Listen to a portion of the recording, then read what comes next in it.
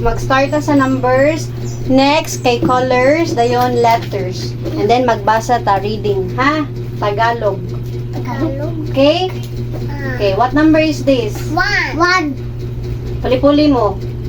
1. Puli-puli mo, inday una, dayon ikaw, okay? 1, 2, 3, 4, 5, 6, 7, 8, 9, 10, Ay, puli-puli na. 10, 11, Siya na. 11, 12, Puli-puli, lagi. 12, Inday. 13, Puli-puli na kayo pagtubag.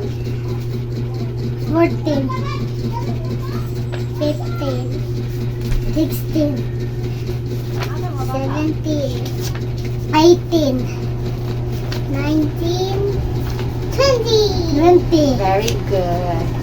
Okay, kay kamao naman mo sa numbers. Ah. Proceed na dayon ta sa Utog. 20 na tama. Next na po ang sunod. Ang sunod na to is letters. Okay.